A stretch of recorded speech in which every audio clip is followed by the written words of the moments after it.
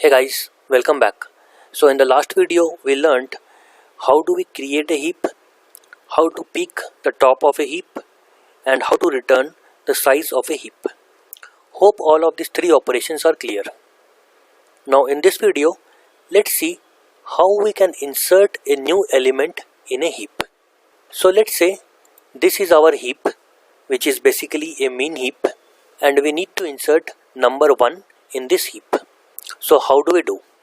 So first we need to find the first unused cell in this heap. So in this case we see that this link over here is the one which is empty. So this is the first cell which is empty. So we insert number 1 over here. So if you see the array representation, we can say we insert number 1 here because this is the first empty cell. Now if we insert number 1 here, there is a small problem. The problem is the heap property is not maintained. Now remember that the heap property is root should always be less than is left as well as right child. So in this case root is 19, left child is 1. So root is more than the child, which is not right. So what we have to do? We simply have to swap 19, put it over here, 1 goes up. So instead of 19, 1 comes here. Instead of 1, 19 is over here. So now we see that the root is 1, child is 19, which is less than 1, so we are good. But the problem is that now we have a small problem over here.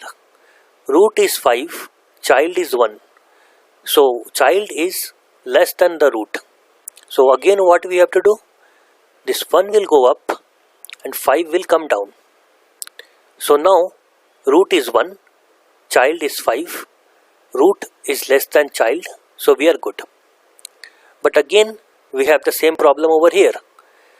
Child is 1, root is 3, root is more than child. So again what we do is we simply replace 3 here, put 1 over here, 3 goes out. So now root is 1, child is 3, root 1 is less than 3.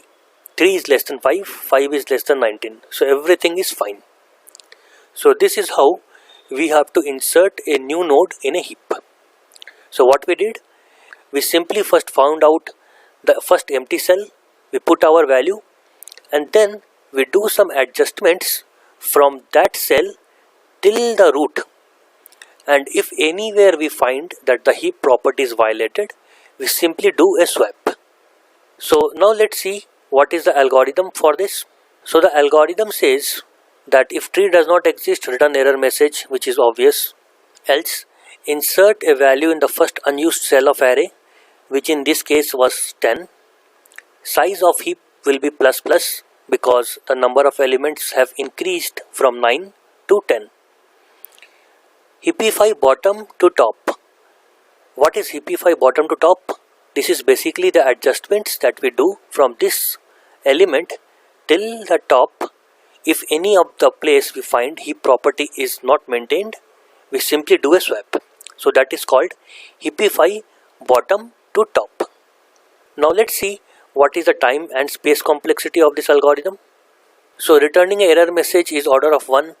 Checking if the tree does not exist is again order of 1. Else is order of 1. Inserting a value order of 1. Size of heap order of 1.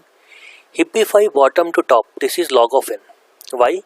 Because we are doing the swap or the check for the heap property from the last cell till the root.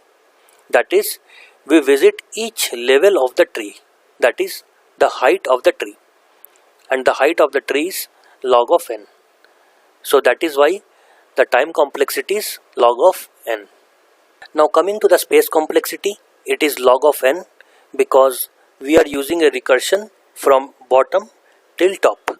So space complexity becomes log of n, that is height of the tree. Now in case if we use a loop, in that case of course the space complexity will be constant time. But since in my code I have used a recursion for simplicity, it will be log of n. If you use a loop, it will be order of 1. Fine. So I hope you have understood how to insert a value in a heap. Now in the next video, let's see how to extract a value from a heap. So let's do that in the next video. Thanks for your time. See you in the next video.